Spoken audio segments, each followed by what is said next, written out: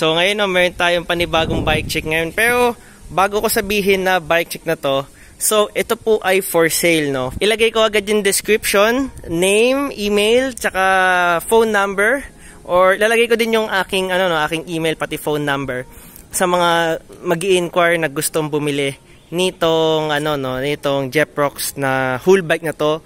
And if I'm not mistaken, pwede po din siyang i-parts out. So simulan po natin, no.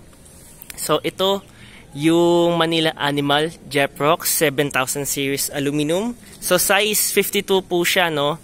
Mga may gasgas ba to? So mga may gasgas daw siya. Ayan, no. Mga may gasgas sa fork. Pero hindi naman siya, hindi naman siya sobrang lalang gasgas. Walang dent? Walang dent. O nga pala, ito nga pala Sir Jeremy, siya yung nagbebenta ng bike, no. So humingi siya ng kaunting tulong sa akin para ibenta to. Pero of course, gagawan din natin ng content. So size 52, no. Ito yung sinasabi ko sa inyo tumatama palagi, no. Ito yung toe lap. Ayun. Tapos, before we diretso, no, naka NV na stem. Hindi din alam. Ako din, hindi ko din alam. Hindi kasi ako maka-road bike, no? Kasi maka-road bike, madalas itong NV na stem. Pero magkano yung NV na stem na to? 16. So, kasama na to. So, ito yung kasama, no? Tapos ito yung FSA na drop bar. Tapos, pass ba to? Pass? Drop bar? Tapos, pass na drop bar. Pass ba o pass eh? Pass yun, pass eh. O, yun. Color pink. Tapos, sunod naman tayo sa wheelset. So, yung wheelset niya is a NV.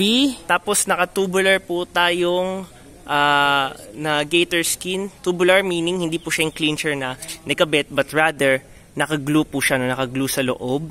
So, hindi ini-skid ni Jeremy to kasi shadow daw mahal, no? So, hindi po yan yung typical na gator skin na nakikita lang po natin.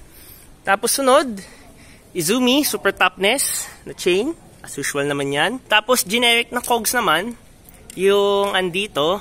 So, hindi siya yung mga tulad ng Raketa and all. Pero still, maganda pa rin. Pero, mali pala, no? Hindi ata generic itong dulo. And if I'm not mistaken, bike dome na 16 teeth. Tapos, runwell to, no?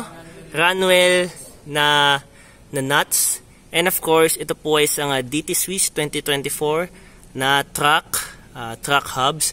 And di ako sure kung pillar yung spokes, pero mukhang hindi kasi hindi ata yung pillar. Hindi pillar yung hindi pillar yung kanyang logo na nasa head ng spokes. Pero yeah, ito na po ang kanyang wheelset. Tapos sunod naman po tayo sa crankset, no. So yung crankset niya po is a Sugino 75DD, pero ito ay isang super Sugino 75DD, no.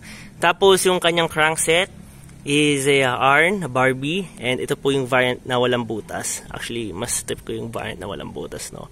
So anyway, tapos ang included po dito is naka what they call this, naka ceramic bearing, pero yung nakalagay dito is naka steel bearing.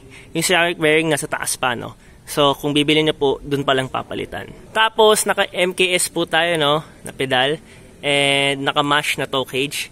Pero yung strap nito is naka-piece. Pero yeah, very mahal pa rin. Pero kung tatanungin mo, I'm not a toe cage or strap person. So wala akong masasabi about dito. So sunod naman tayo sa last, which is yung kanyang cockpit. Tapos sunod naman mga kamaffers, no, meron po tayong cockpit na what they call this, NV. And then Selle Italia na upuan. And at the same time, yung sinasabi ko sa inyo, ito ang kasama, no. Tapos, naka CNC po tayo na stem. And then, naka Megalight po tayo na what they call this, na straight bar. So, yan na po ang buong Jeprox bike check. So, invite ko muna si Jeremy, no. Wala kang gagawin. The joke. Sabihin mo yung parts. Ano yung, magkano whole bike neto? Whole bike. Siguro offer talaga kasi medyo mabigat yung karga ng Jeprox. Pero magkano whole bike neto kung ikaw yung asking, no? Syempre mag-offer naman din ng tao. Pero kung ikaw yung asking, magkano whole bike neto? Kasi kung tutusin, alam naman natin lahat kung magkano yung mga Jeprox ngayon. Pero sige, bigay ko 35k yung Jeprox. 35k yung Jeprox, okay? Pag whole bike kukunin. Oo, pare. Natin i-price. Sige. Sa rim set, halos 90k. Then sa stem na Enve, halos 15. Sa seat post, 15 din. Sa Italia, kahit freebie ko na yan. And then, siguro, i-presyo yung crankset pa lang. Halos 55k na, according to Boss Tommy. Shoutout sa'yo, Boss Tommy. Tapos AR chainring, 15k. Pero, more or less, 250 below. So, more or less, itong buong bike, 250 below. Pero, negotiable po siya. Pero, kapag parts out, ano yung mauuna? Wheelset. Wheelset, hindi frame. Hindi. So, magkano wheelset kapag ipa-parts out ulit? 90. So, kapag ipa-parts out, ang wheelset is 90. No, 90. Tapos sunod naman yung crankset, may kadena na yan, magkano ano yan? Siguro 55, 55 plus 15, magkano yan? 55, 15, 60, 70. Sige, bigay ko 65 crankset. 65. Kasama na MKS doon. Okay. So, may 90, 65. Tapos, kapag hindi siya whole bike, yung Jeprox is then again 40? 40, Ayun. 45. 40. So, 40 itong Jeprox. Tapos, last but not the least is itong, what we call this?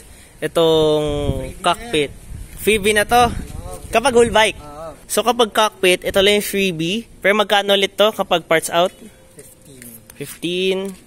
Itong flat bar. 2.5 kasama stem. Kasama stem 2.5. And itong dalawa is Kahit straight 15 na yan. straight 15, no? Kahit if I'm mistaken 19.